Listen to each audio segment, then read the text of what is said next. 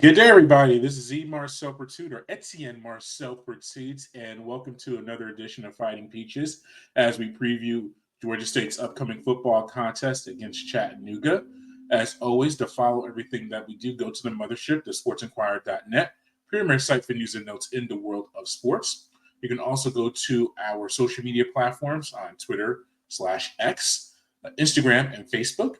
Make sure you look us up under E. Marcel Pursuit or the Sports Inquirer. And finally, make sure you like, share, and subscribe at our video and audio host, including YouTube, SoundCloud, Spotify, and more.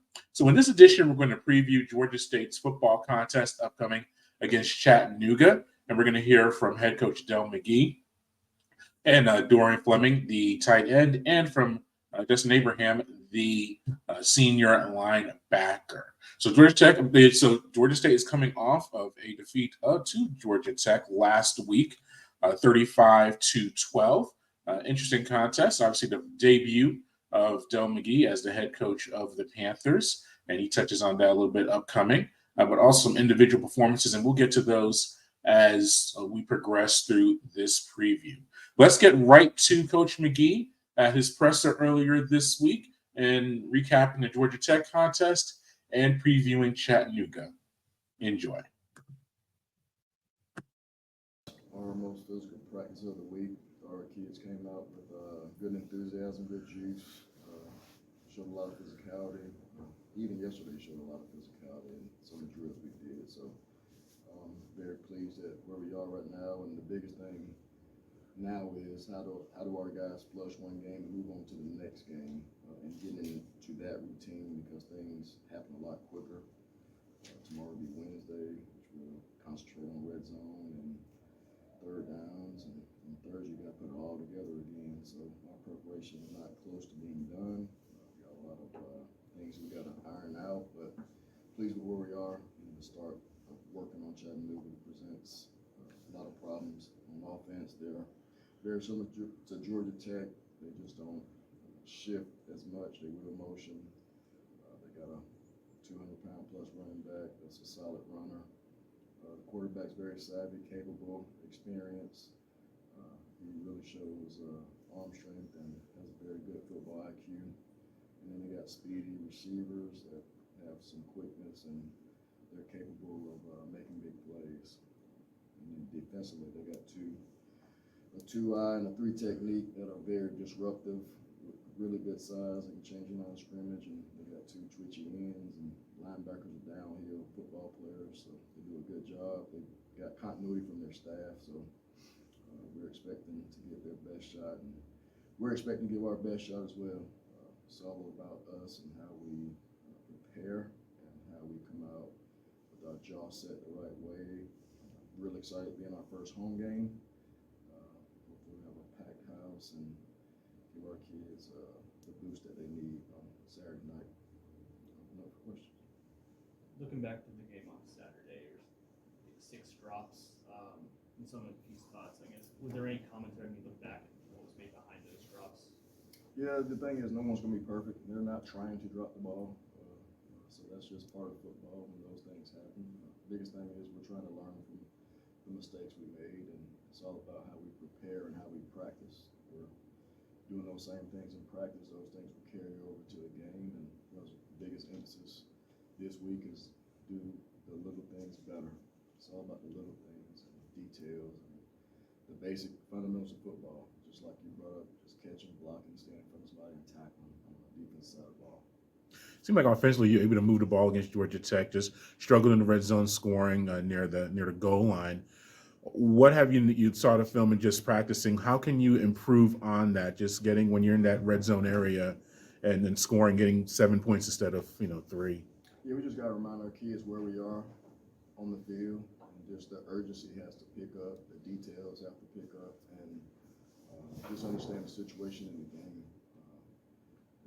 It's more on me than the players, like I said, and I'm always going to take up for my players, and I've got to do a better job of making sure we have a better plan in those areas and moments of the game, and we will moving forward. We're trying to create habits, not only in situational football, but just how we go about our everyday business. business, and it takes time to develop those habits, and it takes a lot of reps to get the things that we want accomplished, and practicing the right way, correct the mistakes in the correct manner, and I think our kids are doing that now. What about your assessment of Christian at quarterback? What did you see from him during the Georgia Tech, and then anticipation and preparation for Chattanooga contest? Yeah, he played fine. Of course, we're always looking for better and perfection, so we still got a long way to go. And the whole team, it's not a one-man show on the football team, but the quarterback is a critical part of it. And he did show some savviness and showed the ability to move the chains and keep plays alive with his legs, which was encouraging, and showed some toughness and getting first downs on a couple of third down runs and scrambles. So that's part of his game that we can kind of add, and I think it gives him confidence moving forward that he can make plays and create plays with his legs. Can we anticipate him starting on Saturday? Yes. Okay. A loss can sometimes provide better film than a win can. I disagree with that. I'd rather win and correct things, so I don't agree with that statement. You do learn from losing, but I think you learn a lot better from winning too. So, every moment is a learning moment. You want to make sure we don't relive certain moments, because those same situations are going to present themselves again. It's just how we respond from a coaching standpoint and player standpoint when we're put in those situations again. So I'll take every practice, everything we do as a learning moment and trying to improve. So it's never where I'm satisfied with what we did. We did things not right today from a coaching standpoint, organization standpoint, and I always address those things, even the players. So we're trying to perfect everything we do. As a coach, I'm never satisfied. So. 4 of the 5 guys who started last week at offensive line were here last season. Obviously, the competition's never dead, but did that help? Do you think the continuity there is ultimately why they won the job to begin with? The jobs are never over in that area. It gave us the best opportunity because of what they did leading up to the game. But we have opportunities in practices and even yesterday where we allow our 3s and 4s to kind of get live action because we're still trying to develop our entire roster.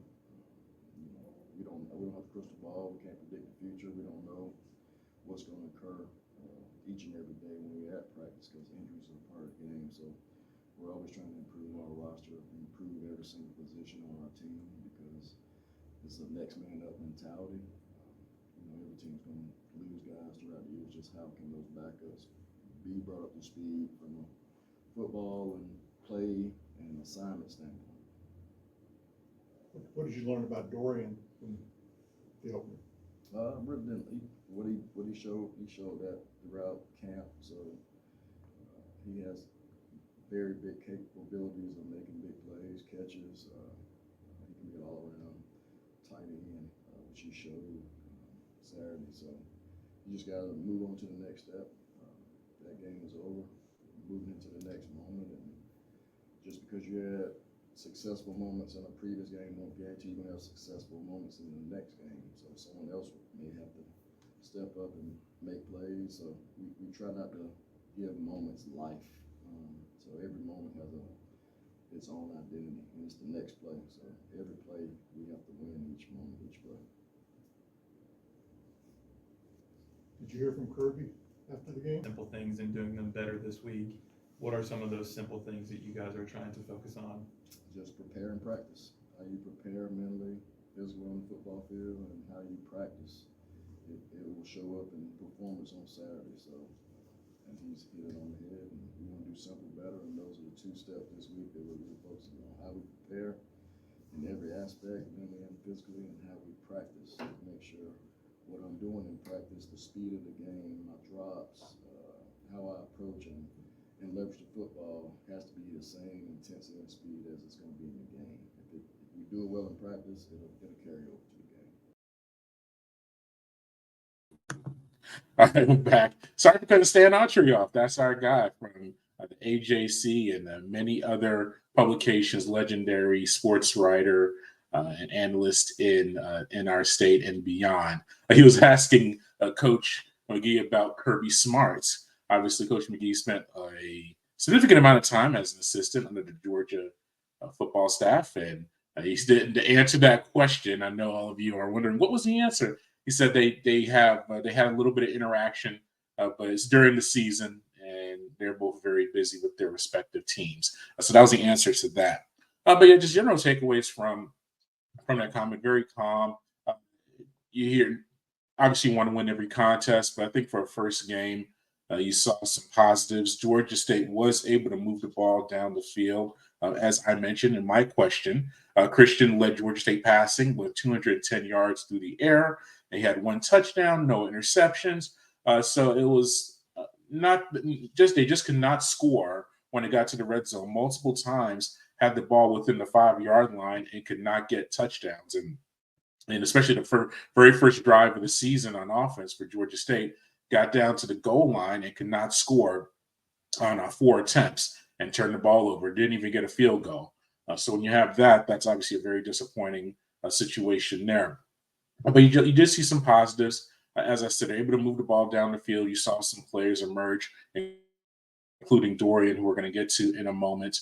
But I'll save my final comments on the entire contest as we get towards the end of this edition of Fighting Peaches. Let's get Dorian on. And the sophomore tight end, Dorian Fleming, reeled in 4 catches for 68 yards and 1 score. First touchdown of his career. Only played 4 contests last season. But now with the new staff and another year of college athletics in him, he had a very big performance individually for the Panthers. So let's get Dorian on to this edition of Fighting Peaches, and then we will continue discussing that contest and previewing Chattanooga. Play last match, get a touchdown. It felt pretty good. My first start. Just excited to get out there. Be prepared for the well, I thought. That felt pretty good. Were you happier with the touchdown or the play where you broke through the tackle line and scrimmage and got some extra yards down the sideline? Touchdown probably be the most memorable moment. Just being that's my first one. How did it feel being out there with Christian and developing that rapport with them from the quarterback to the receiver? I think Christian played pretty great. I think we practiced well. We done had plenty of time to try to get on the same page. I feel like he played pretty well. I think he did his job. Were there any nerves, or when did you feel comfortable out there? Yes, it was nerves a little before the game. Of course, being my first start. But once I got out there and warmed up, it's just like another day in practice. It wasn't too much different. And it's that, Justin, what does having some game film allow you guys to do? You know, we've been working against each other, but now you got some game film to study. This week, I think we just come in and prepare. Like Coach Bell telling us, just do simple things better. Just work on doing our job. If we do our job, everything else will come into place. Walk us through the touchdown pass. They called it, kind of told myself to be ready. Locked down, and I was wide open. Got to make those plays, so yeah. How's the energy of the program? You heard last year, obviously, the previous coaching staff, and now Dell's coming here with and just sweeping changes. Yeah. Just how's the atmosphere now with the team, kind of as opposed to maybe at this stage last year? I feel like we're very excited for the season. I think we got a lot of guys that's ready to come in and compete. Everybody wants to play, so there's a lot of competition going on right now, and I feel like we are just building that momentum. I think we're going to be pretty good this year. So. Are you seeing more opportunities, you think, with this staff and just this setup for you, maybe just being a sophomore as well, you being able to contribute more this year? Yes, I see this more year. Last year, I didn't really get to play much. I played a couple snaps, but not much. I feel like this system fits me a little bit better. Doesn't seem like anybody in this building is kind of holding their head low after the loss. Where do you think that confidence is kind of rooted in? I think just Coach McGee, just preparing us. I think we've been very prepared. I feel like there's nothing that You know what I'm saying? Like, nothing that we're not ready for. So I feel like we got confidence. We think we all good enough to go play. And there's not a school in the country that I don't think we can go out and compete against. Do you have any family or friends from Virginia?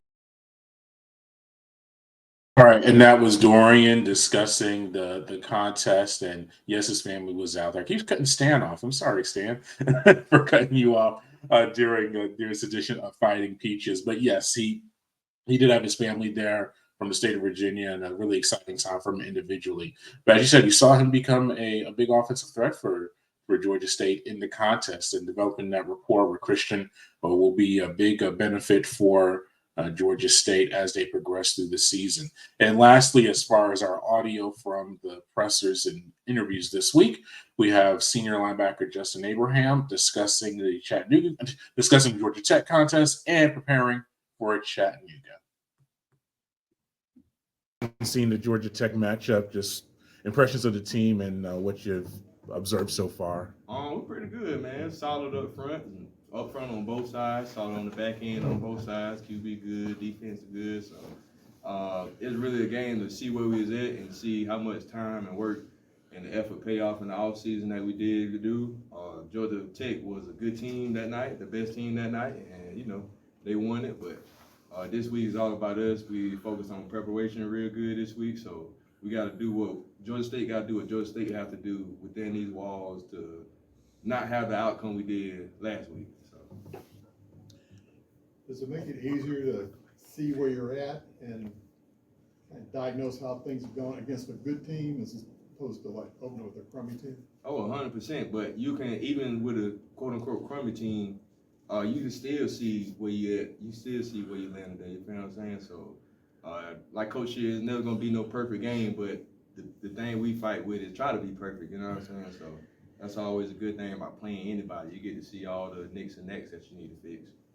I guess Tech's offense got some stuff going on the perimeter, especially in the second half, but they never really controlled things through the middle, like where you operate, where the defensive line.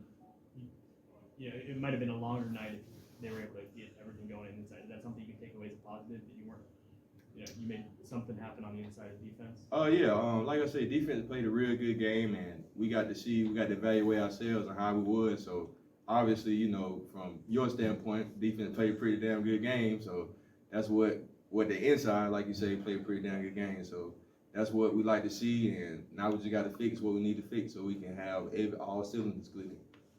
Talk about the advantage of having some game film now to work on. You guys been practicing against each other for weeks, and now you got something, concrete that you point to. How's that help you? How's it help the coaching? It's good, man. The more film, the better, bro. That's just essentially just going back to the main idea. Like, we get to see the flaws in our defense and offense, and we get to fix the flaws in our defense and offense so we can get clean come the next opponent. So now Tech is behind you guys. You got Chattanooga this week. You got to go 1-0 this week. What are you guys doing this week to make sure that happens? The thing we going by this week is do simple better. So all the simple things, from picking up your laundry in the locker room, from making sure you tape before you come to meetings, just doing the simple things better. So hopefully, God willing, everything could be all right when the Saturday come after the clock hits 0. I think you led, I think, 11 tackles, but Xavier felt like he was around the ball a lot. Seems like a guy who has a nose for the football. Is that what you gathered from playing next to him for the last couple of weeks? Yeah, that boy out the chain. That boy out the chain. I like him. He got a high motor, man. Got to give it to him that he played a good game, especially coming from where he come from. And it was a different stage for him. I'm not sure if it was a bigger stage, but it's a different stage for him. And just to see how he operated and how he played, I think he played pretty damn good. And then the man getting up there is his first game in college, and he played 23 snaps, something like that. Man, I felt like a proud big brother when I seen that dude out there, man. And even with that prime example, like it was a few things that he missed, but I told him, I said, now that you see it, you'll never miss it again. And a few of those things came up in practice. Sure enough, he was on it. He ain't let it slip by his nose like it did. So that's a good thing for me. I'm happy for him, man. It's very seldom that you get to see a true freshman get on the field, and me being a senior and knowing my role and knowing my experience with it, it's just a beautiful thing just to see him high rolling and getting on that field with me. in your role, you seem to be enjoying it. Is that accurate? Man, I love it. You know what I mean? I mean, like, it's almost like, you know, if the doctor tell you got 90 days to live, you feel me?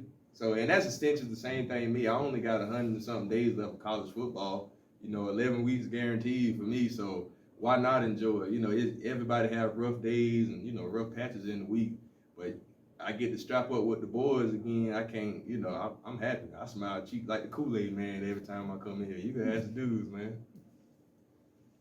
I know And that was Justin. Great personality, a lot of energy. As I had a game team high 11 tackles in the contest against Georgia Tech. So now Georgia State does prepare for their next contest, and the kickoff is on this upcoming Saturday. They're facing Chattanooga at home, a home opener on September 7th. Only the second time the two franchises and teams have met each other. And Panthers are 0-1 in the series. They fell to the Mocs 42-14 at home on September 7th, 2013. I was not there at that contest. I've been covering Georgia State for a minute, but not those that many minutes. But Georgia State is 6-8 in home openers since the start of its football program in 2010.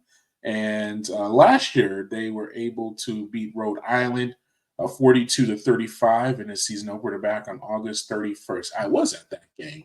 A very competitive contest on both sides. So we'll see what the Panthers can do, obviously facing an FCS opponent. And just up the road, Chattanooga is less than 2 hours from Atlanta, approximately 2 hours, depending which way you go. So it should be a local contest. We'll see what happens on both ends. I think the Panthers, you see the biggest improvement from game 1 to game 2 in every team. And just because you, as mentioned from Sam Crenshaw, he mentioned that in one of the questions, just having that game film and able to review not only yourself, but also your opponents. So that'll be a very big advantage for Georgia State coming into the contest. Christian establishing himself as a starting quarterback. I was the one who asked about, is he going to start this upcoming week? And he is, according to Coach McGee. So that was a confirmation of that. And we'll just see overall how the Panthers do overall in the contest. I will be there, so be sure to check out our site, thesportsinquirer.net, premier site for news and notes in the world of sports, for some post-game contents, as well as our social media platforms and Twitter/X, Instagram, and Facebook. And finally, make sure you go to our audio and video hosts, such as YouTube, SoundCloud, Spotify, and more. Make sure you like, share, and subscribe to what we have going on there. Thank you for listening and watching this latest edition of Fighting Peaches. Until next time, good fight, good night, and be safe.